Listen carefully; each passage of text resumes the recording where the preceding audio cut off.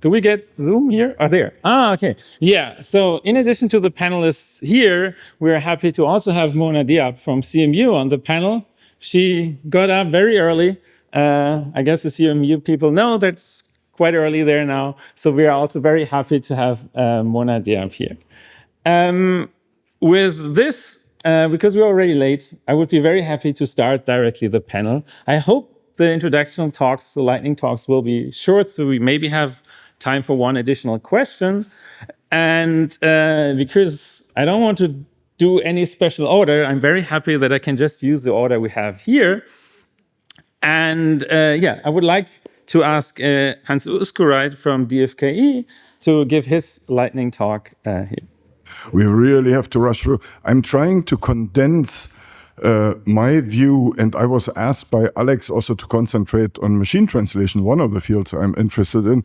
Yeah, and there's no way to go through all of that. Yeah, so that's why go to the next slide immediately.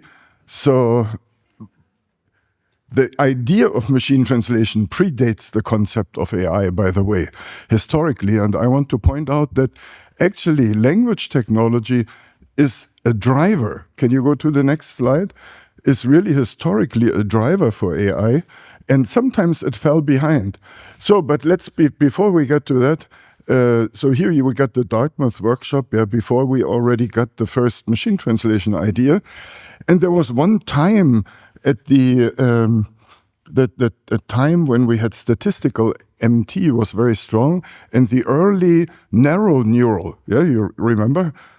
Supervised learning, one system does one task, yeah. So, and in that time, image was ahead. Image was really ahead for a while, like say the time of AlexNet. But then later, if we came to transformer, what was the application of the transformer? Machine translation. So language took over again. And from now on, I think language is going to stay.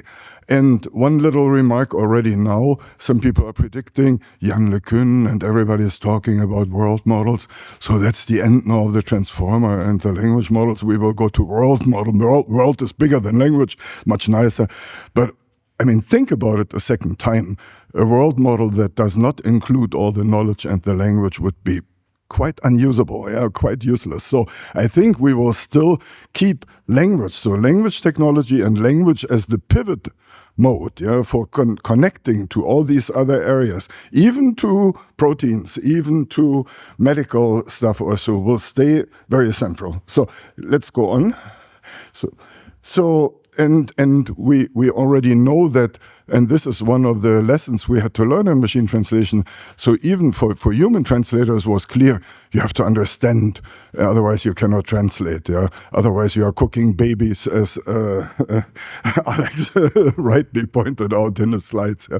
So we need to do that. So there is all the time, even if somebody like Fred Jelinek was really, on the one hand, one of the greatest visionaries. So he was I think the only person back then who would say that if you just have n large enough in n-grams, yeah, you would have fully understanding. Yeah, so nobody believed him. Yeah, so that you get real full understanding by just making the n big enough and so.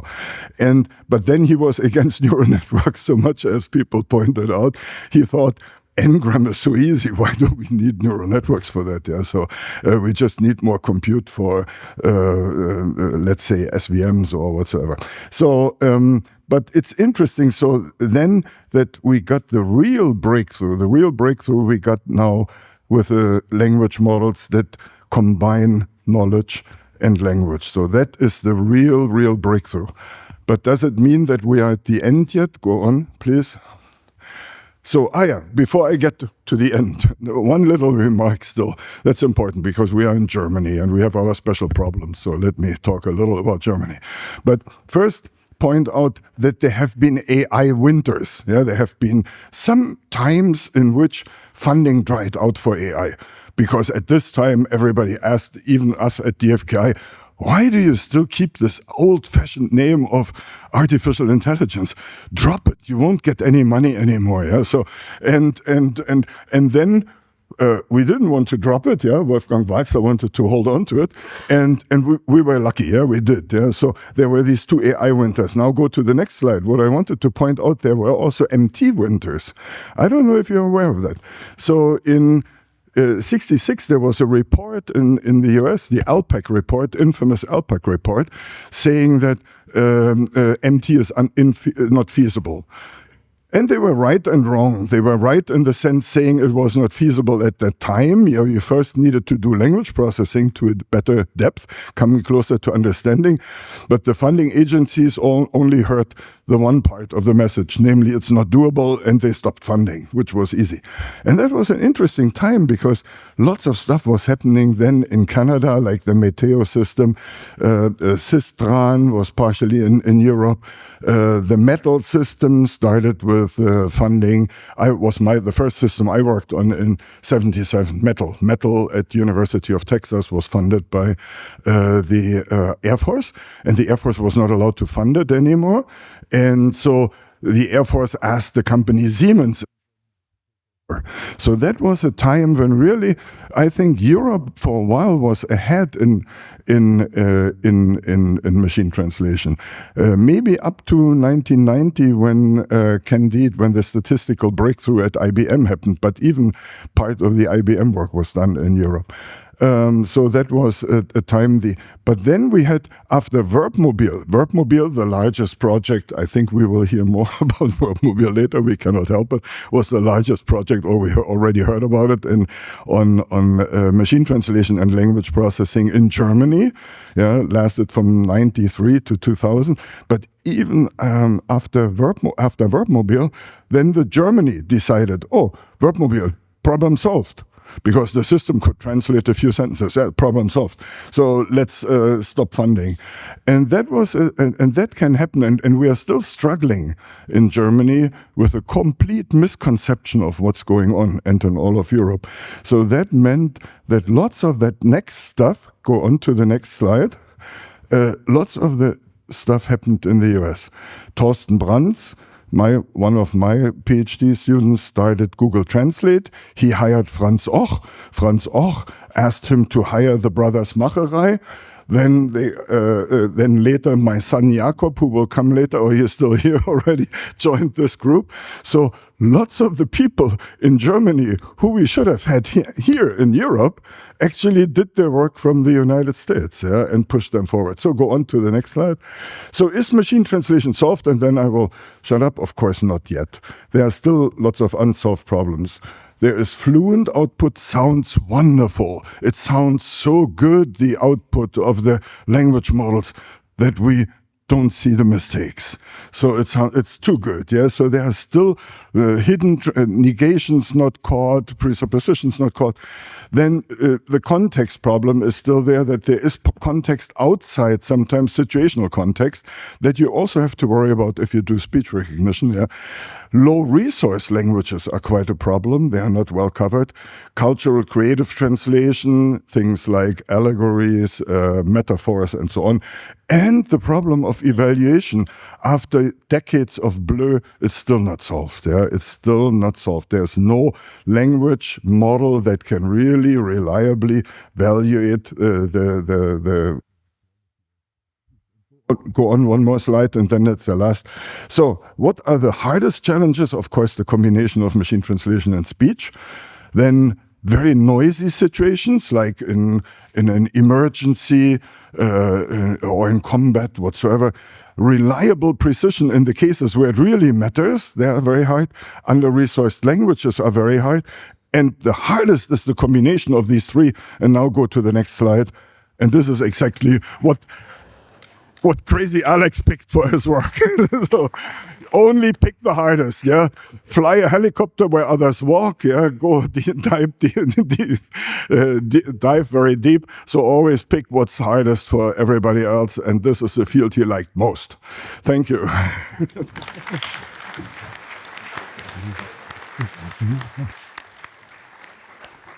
Thanks a lot for this very interesting insights. And I would like to hand over then to Marcello Federico from Amazon for his thoughts. Thanks for the invitation and honor to be here. So it's just a bit of a story here that I want to tell, and 3 points. One is about me and I think this community. It's about the builder attitude. So I graduated at the University of Milan in computer science with really AI focus, but theoretical one. Logic programming was the field most covered by this university, and honestly, it burned me out. So when I finished, I was thinking what to do, and I lived in Trento, and Trento is North Italy, and there are mountains, there are hills. I lived on one hill, and in the nearby hill, I used to go to, because there were beautiful cherry trees there in the summer, to pick cherries. And while I was studying, they were building this research institute that became, when I just finished, the most large investments in AI in Italy and among in Europe. And it was just 1990, and the winter arrived probably in Italy, the AI winter, a couple of years later. And actually, I joined there, and I was asked, okay, what do you want to do? I could choose either natural language processing or speech and vision. For some reason, I chose speech and vision, and the reason was that I found it much more knowledge intensive. I mean, NLP was really very deep on many different topics, right? Because this was the way AI was conceived, I think, after this ALPAC report, focus on understanding, on parsing, etc. No? While the speech team was more data-driven. I mean, there was not thinking about huge tasks, but recognizing digits from 1 to 10, either in speech or, for instance, OCR, handwritten digits, right? And it was more data-driven and led by more engineers. So I was the first computer scientist there. And later on, of course, many computer scientists joined also this team.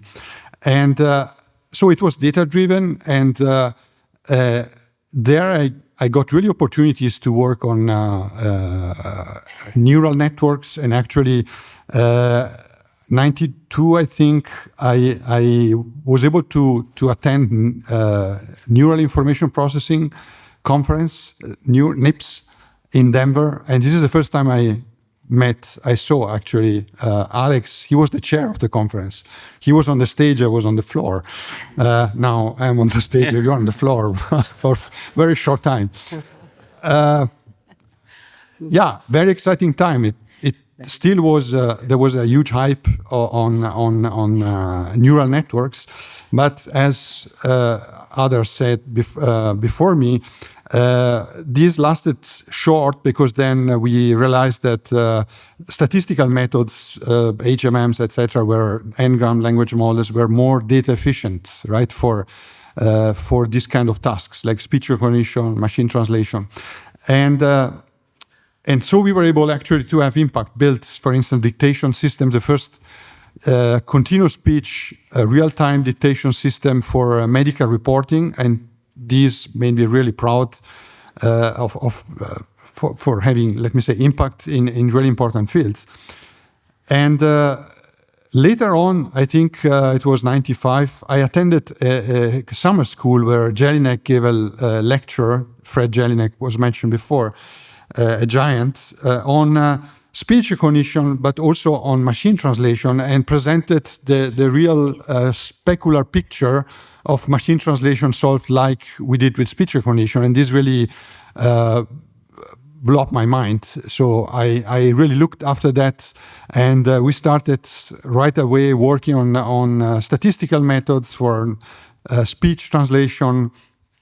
And later on, I mean, we become partners with Alex teams in the C-STAR organization, European projects, and so on. I mean, it's a long story, short. We went through all the story of statistical machine translation, Johns Hopkins workshop, and we witnessed also this abrupt change when 2015 neural machine translation overtook statistical MT. I remember exactly, it was an IWSLT edition, so International Conference on Spoken Language Translation, and there was this submission by Stanford University, which basically took all us by surprise, and they were super good. And I would say in 1 week, we decided, okay, we have to threshold what we have done for 15 years and start from scratch. And we did it. And we were in the middle of important decisions also, because we were planning to start a company with Marco Trombetti. And it's, I think, an unbelievable story of resilience, I would say, of our team, because in 1 month, we were able to shift from a very strong approach about adaptation for, let me say, post-editing, machine translation, to the first real-time adaptive neural MT system, and we successfully delivered this European project. It was exactly at the middle. After 1.5 years, we had to pivot completely. So kudos to everyone who worked on that. And I would say, moving to the present, I think another point here is about human factor. So I want to talk about 2 things. One is the scientific community, and the second is the user community. So scientific community means a lot to me, because if I have to look in the past, I think the relationship, human relationship we established with the mentors I had, many of those are here, peers, colleagues, students, are probably the most valuable assets I built over my career. And these really create, to me, a very strong sense of belonging, and the fact that you have people that can help you. And this is really a value that we should not leave and forget. I think this is the really most important thing. The second one is the user community. I mean, over the time, through speech recognition, etc., I told about this dictation system for medical reporting. I mean, there we really relieved nurses that were forced to basically do the transcriptions of these reports to do their preferred job. And this is something that they told us, and they thanked us. But in general, we have to realize that even more now, that whatever we do has an impact on the work of users, right? This can be translators, can be other professionals, but it's really important to involve them and to understand how we can positively impact users, right? Because we want to do for the best. And this is not obvious. That's the point. That you have to think about the relationship also, how people perceive their job, their work. It's not that just you can transform it into something else. And here it's a very, I think, anecdote of mine. When I was a student, my mother was a translator. I mean, she's still alive, but she used to work a lot as a translator. And she did a lot of work even after hours. So she translated essays, books, sometimes with other friends. So I thought I must help my mother, in the sense that I was thinking, now I work on machine translation, I need to help her to do the job better, faster. No? Good intentions. And actually, I must say that I succeeded, because when we built this MateCut tool, etc., she said, wow, that's wonderful. It's very happy. She was very happy about that. And I thought later that something I misunderstood. The fact is, the important thing I misunderstood is that she really loved that job. So it was not a burden. She worked a lot of hours because she enjoyed it. And important is that whenever people do some work that enjoys, that whatever we deliver to help them, the fun should be still there. And as it's true for scientists, I mean, the community is part of the fun, I think. We should also think about when we impact workers with technology, that we should either, let me say, relieve them or maintain the fun part of the work. That's it. Thank you. Okay, thanks a lot. And then I would like to hand over to Satoshi Nakamura from NAIST and CUHKSZ. Yeah, thank you very much for the introduction. It's a great pleasure for me to be here as a panelist in a gray hair panelist.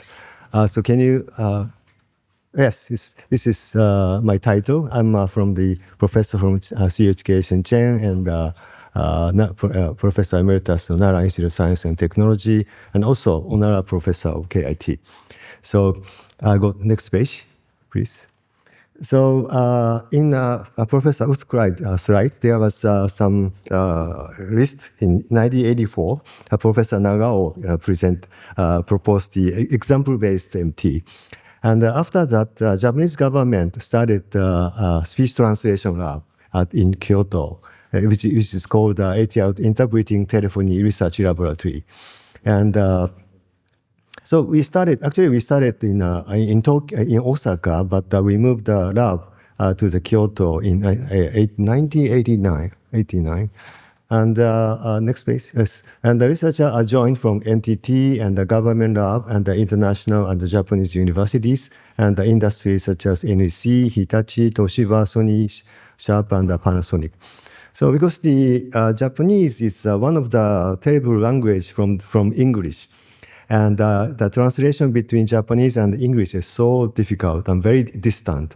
Of course, German is one of the difficult language, but Japanese is much more terrible. Okay, so and then this is one of the reasons for the fact that Japanese people don't speak English very well. This is kind of excuse, but the government decided to invest a huge amount of budget to this ATR to develop speech translation.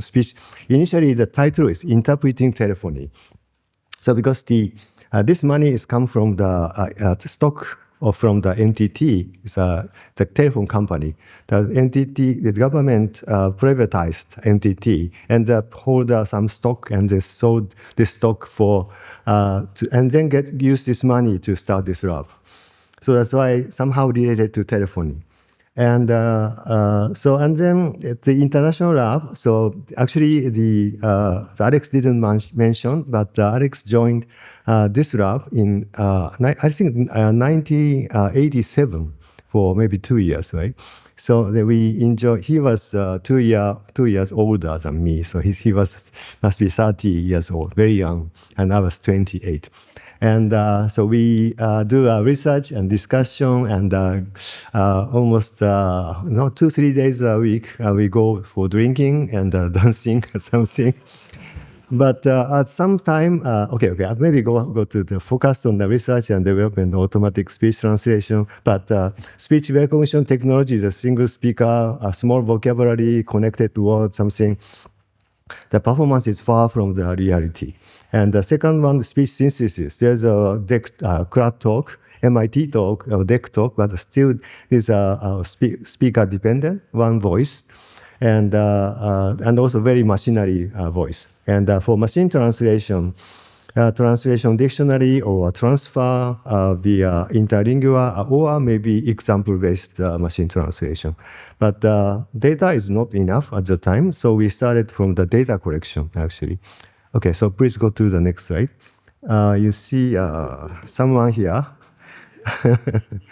Yes, this is young Alex Weber. And here's here's a hair, right? Yes. And me somewhere here.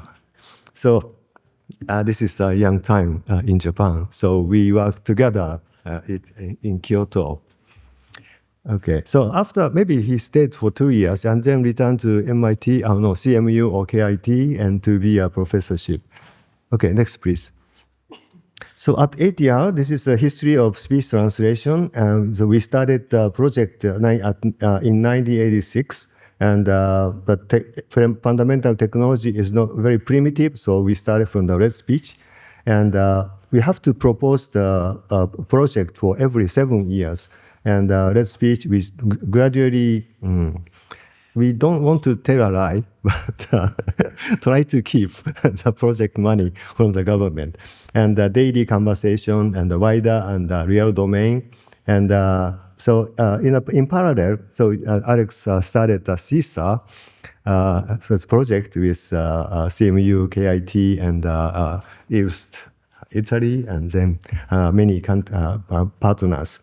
And then This CUHKSZ changed into IWSLT. This is a workshop, a speech international workshop for speech spoken language translation. This still continues, and this is a part of the official workshop in ACL every year these days. And actually, we developed this kind of the speech very old type cell phone, mobile phone, and we developed some app, and also we developed the iPhone app. And so, could you return somewhere? Yes, this is the mobile phone app. And 2016, a neural MT came up, and then 2023, large language model based machine speech translation, and 24, we developed the large language model based simultaneous MT. And currently, I'm working on the human-like speech interpretation. So please go to next one. And here's one of so please click. Hello? Please click.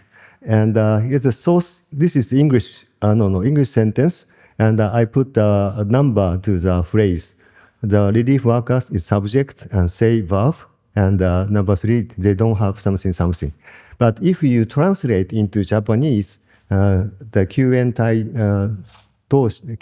担当者は生きるための食料を求めて something. So the order of the phrase, number 1 is same, but from the second phrase, this is number 9, 8, 7, 6, 5, totally reverse.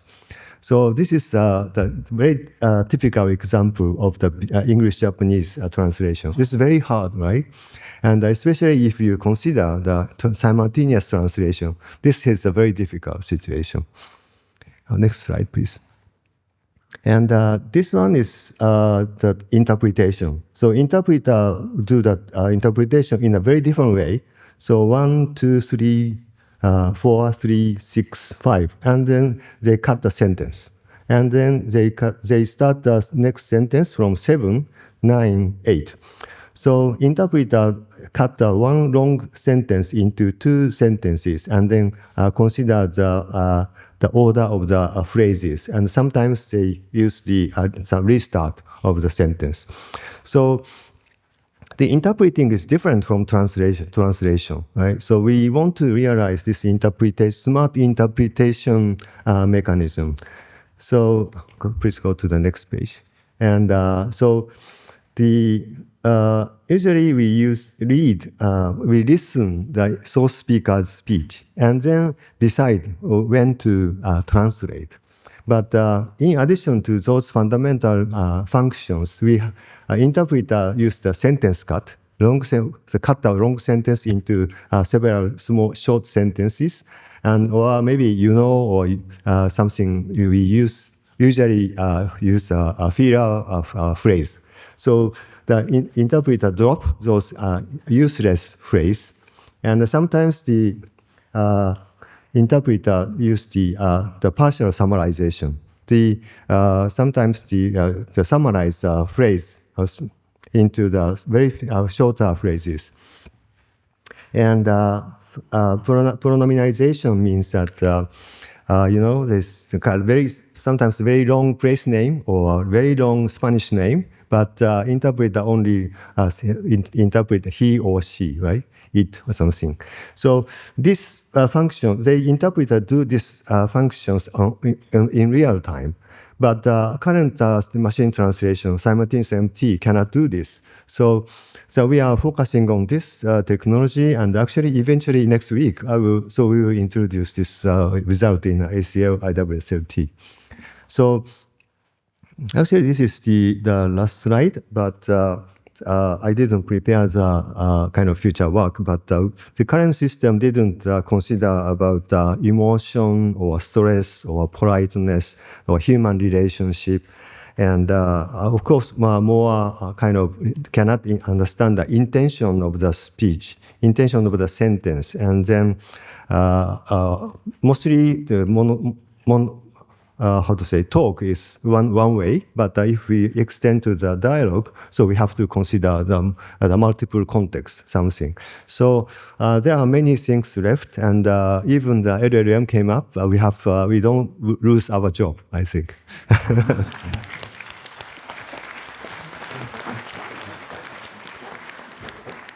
Thanks a lot. And then I'm very happy to hand over to Luisa Bentivogli from FBK. Okay, thank you very much, Jan. And hello, everybody. And thank you very much to Alex for inviting me to this wonderful event. And yes, although I'm old as well, I don't have so many interesting stories to tell you because I've always been in FBK, in that town which is not Italy, as Marcello was saying. And I'm leading the machine translation group, the group that was led by Marcello before. And looking at all these exceptional panelists that are here and was there before, I feel compelled to make a confession. So I need to say that I have, that everyone is computer scientists or engineers, and I have a background in philosophy. So I have said this. I don't know how many in this room can share this shame with me. Maybe no one, I think. Okay, if I can go on speaking now. You know, if 30 years ago someone had told me that I would have led a research group working on speech and text translation, I probably would have answered with Socrates' famous wisdom that I know to know anything, nothing to know nothing. But then time passed, and I must say that after watching for so many years so fast progresses from rule-based systems to large language models, I was convinced that engineering alone is not enough.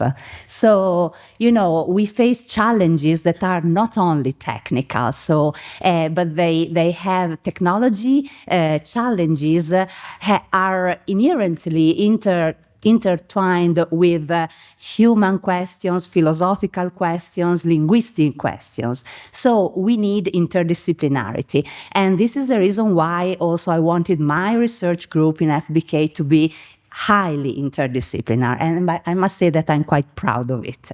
So along the years in my professional career at FBK, I've always, or most always, focused on evaluation. So my message here today for this panel is that technology without human-centered evaluation is nothing, because it is absolutely self-referential. So, you know, you see now how evaluation is going. We have model-centered evaluation protocols, and these model-centered evaluation protocols, you know, like trying to squeeze out a couple of decimal points from automatic metrics, give, let's say, a nice, but it's an illusion, so that the model, it means that we think that the model works.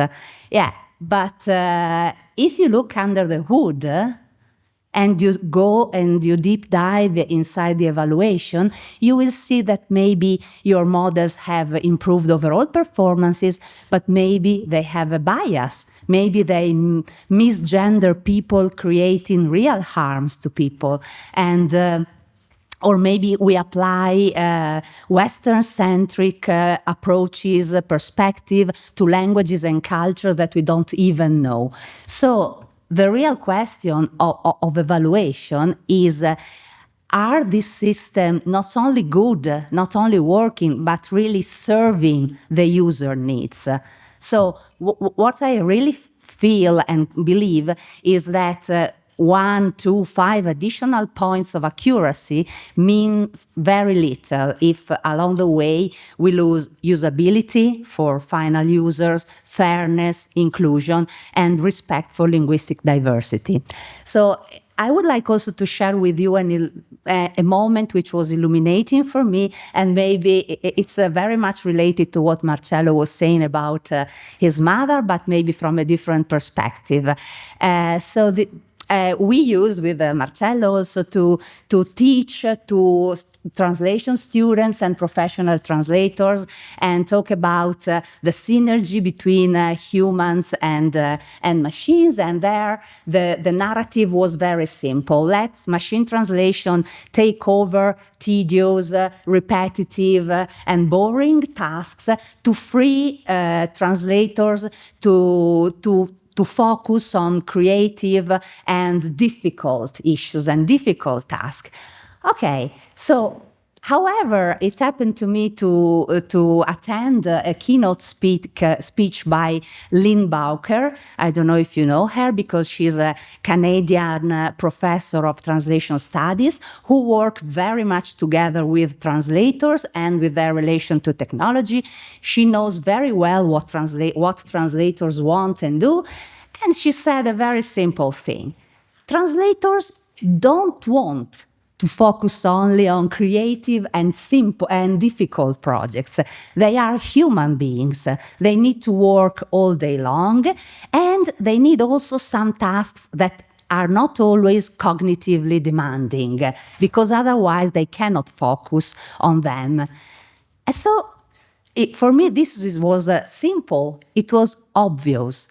But yet, as in the technology field, we didn't get this. And so for me, this was absolutely illuminating. And so what I want to say to conclude is that, yes, in order for our system to be really performant, we need to be able to understand the difficult, messy human context in which they operate. And finally, we need to be able to listen to real users' needs.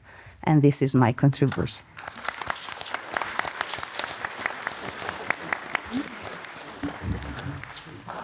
Thanks a lot. And I think it's very nice to not only have computer scientists here. And with that, I would like to hand over and thank Mona Diab to getting up that early in Pittsburgh and hear her lightning. Thank you so much for accommodating me being online. I'm sorry for not being there in person, but it's really a pleasure to be here because today we're celebrating two big milestones: LTI's 40th anniversary, but also celebrating Alex Weibel's 17th anniversary. And I believe this is really, they're not just simply anniversaries, they tell the story of an entire scientific field. Over the 4 decades, we've gone from teaching machines to recognize speech, to translate between languages, and also to converse with us. And today, large language models, which are capable of really, astonishing performance across the board. But Alex's work has been there from the very beginning: speech recognition, translation, multilingual communication, multimodal interaction, but also the vision that technology should help provide communications across languages and cultures. So in my role and my capacity as the director of the LTI, I find it really meaningful that our institute and Alex have grown together. But anniversaries are not only about looking back, they're also about looking into the future. So what are the next 40 years going to look like? Hopefully we go from hearing to translating to conversing to even understanding. So for many years, language technology was largely about words. Today's AI is remarkably good at processing literal language, but we know language is much richer than that. Language is where culture, context, and meaning meet. So when an English speaker says break a leg, that could mean good luck, but nobody expects a visit to the emergency room, hopefully. And also in Arabic, when you say ala rasi, which means on my head, it's really not about anatomy. It's really about respect and willingness to hear and listen. But even when somebody says I'm fine, and please, it could also, doesn't necessarily mean I'm fine in the literal sense. It could also mean please don't ask me another question. So human communication depends on culture, shared experience, emotion, humor, politeness, and context. And I believe that the next frontier is understanding everything beyond the literal. So the real challenge isn't translating words, it's really translating meaning. And the next challenge, in my opinion, is understanding people. So today's AI systems are extraordinary, as I said.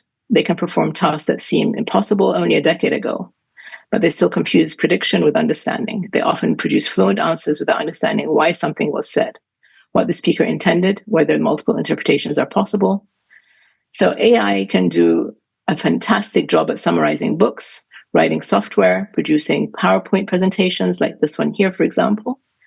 But also they struggle with sarcasm, humor, indirect requests, cultural norms, or knowing even when not to say something, when it doesn't know.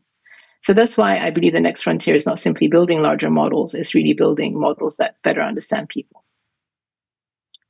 So the last 40 years, as I said, were about machines focusing on hearing us and conversing with us. And I believe the next 40 years are about understanding us and creating environments where we can collaborate. So I hope that when we celebrate LTI's 80th anniversary and Alex's 110th birthday, we won't simply say that AI became better at generating text. I hope we'll be able to say that they became better at understanding people, that help people communicate and collaborate better rather than simply generating sentences. So the future of language technology is a human-AI communication.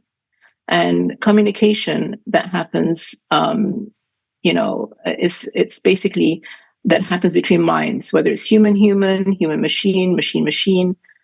So the communication that happens between minds, if you think about it in this esoteric sense, not between dictionaries, where it's culturally aware, interactive, multilingual, trustworthy, multimodal, and humble, admits when it doesn't know. But also critically, it's really a bridge towards other disciplines, because there's no way now in this time and age that we can think about just doing technology for technology's sake. And it was reiterated by several people in this panel and people in the previous panel, is like how we need to take into consideration how it's being used, by whom, and for what purposes. So just one idea to carry forward. As I said, the first 40 years of language technology has taught machines to hear us and speak with us. Hopefully the next 40 years must teach them to understand us, not just our words, but our cultures, our intentions, and ultimately one another. Happy birthday, Alex.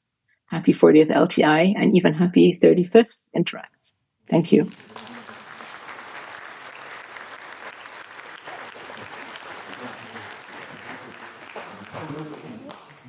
Okay, thanks a lot. So I have to admit, I gave them a bit of homework and they prepared very nice answers for interesting questions, especially also how another 29th birthday of Alex in 10 years would look like. But I think due to time restrictions, we need to skip that. So take the opportunity in the afternoon or in the break to get the answers. But before you're now allowed to get your coffee break, there's one more special event. You already heard about Alex's math teacher, Mr. Schmerbach. And he said he wanted to congratulate Alex. So please, Karen.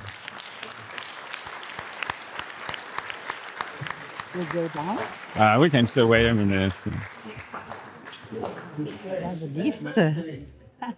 I'm a teacher. I need my microphone. If you think about this, that's complicated. I only understand. Alex, I come from a wine region, and you know what's inside. Of course, it's a bottle of good Riesling wine. Oh.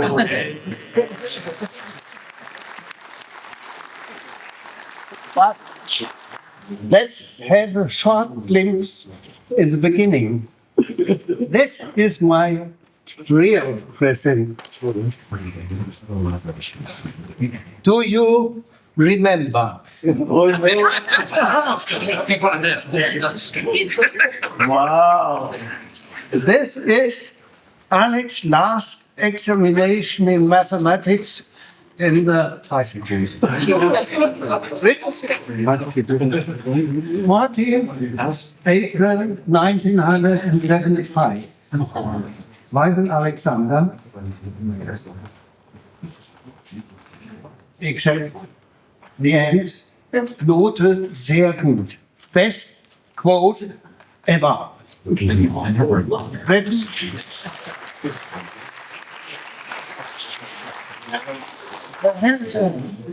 You had a kind of role, so politicians today. Yeah, Alex.